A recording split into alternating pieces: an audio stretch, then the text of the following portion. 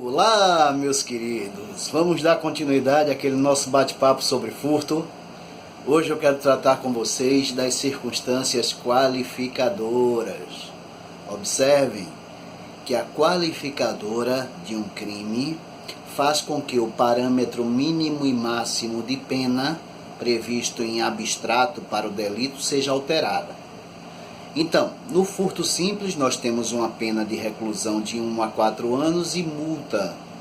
No furto qualificado, previsto no parágrafo 4º do artigo 155 do Código Penal, nós temos uma pena de reclusão de 2 a 8 anos e multa se o crime for praticado nas seguintes situações. Primeiro, se houver destruição ou rompimento de obstáculo a subtração da coisa. Observe que o objeto a ser rompido, a ser destruído, não é a própria coisa, mas um obstáculo. Exemplo, um cadeado que é quebrado, facilitando assim o acesso de uma pessoa a um imóvel.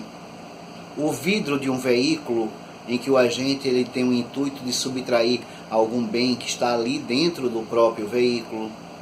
Então isso caracterizaria o rompimento ou a destruição de um obstáculo que de alguma forma impede o livre acesso do agente ao bem, à coisa, objeto do furto, a res furtiva. Ok?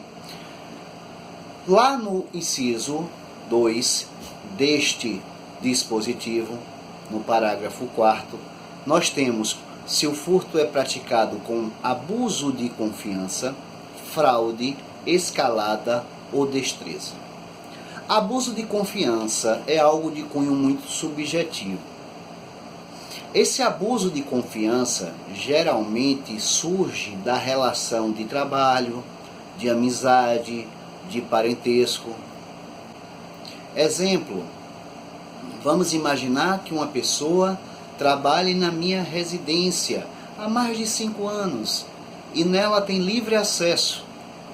Quando eu viajo, ela fica tomando conta do meu imóvel, tem acesso à chave, aos quartos, e ela se aproveita dessa situação para subtrair determinados objetos.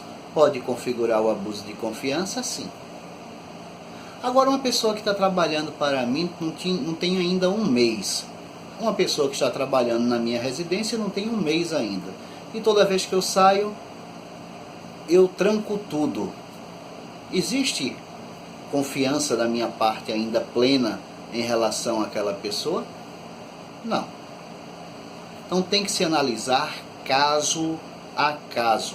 É algo bastante subjetivo. Ok? Fraude.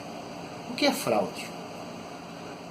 O agente, ele aplica a fraude com o intuito de diminuir a vigilância do dono, do proprietário, do possuidor, do detentor sobre a coisa, facilitando aí a subtração. Não confundir o furto qualificado pela fraude com o crime de estelionato. O modus operandi é o mesmo: induzir alguém em erro, criar uma falsa percepção da realidade. Só que no estelionato, o emprego da fraude, do artifício, do ardil, é no sentido de fazer com que o agente, de fazer com que a vítima entregue voluntariamente a vantagem pretendida pelo agente. No furto, não. O emprego da fraude, do ardil, do artifício, faz com que a vítima incida em erro, facilitando a subtração. A coisa não é entregue. Então, muito cuidado para diferenciar esses dois tipos penais. Escalada. Escalada significa dizer que o agente ele se vale de determinados mecanismos, determinados meios para adentrar no local que não seja pela via normal. É necessário que o agente empreenda um esforço em comum no intuito de adentrar no local que não seja pelas vias normais. Escalar um muro. Entretanto, a escalada não precisa ser vertical. É possível sim uma outra espécie de escalada, horizontal, por exemplo, ou cavar um túnel. Tá bom? O agente ele está ingressando em determinado local sem ser pelas vias normais, convencionais. Destreza. Configura numa qualidade especial do agente de subtrair algum bem que está na posse da vítima sem que esta se aperceba. Tá?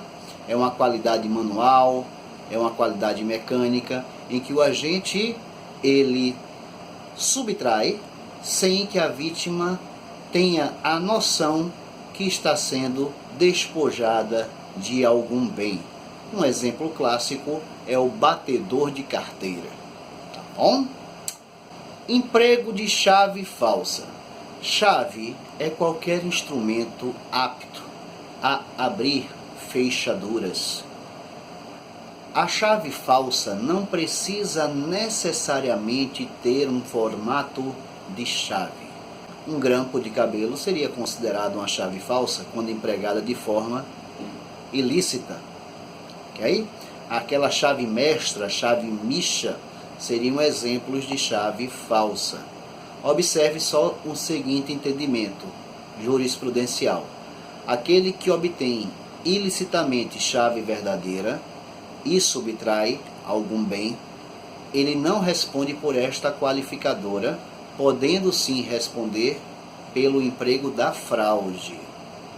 Tá joia? Concurso de pessoas. Concurso de pessoas configura o quê? Mais de uma pessoa que de alguma forma contribui, concorre para o crime de furto. Admite tanto autoria, coautoria, quanto participação. Tá bom? E pouco importa se os concorrentes eles são maiores ou menores de idade. Se porventura um maior de idade pede auxílio a um menor para subtrair determinado bem, incidirá sim o concurso de pessoas.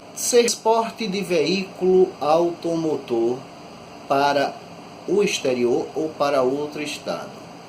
Gente, veículo automotor não é só carro, tá? O conceito de veículo automotor está lá previsto no Código de Trânsito Brasileiro.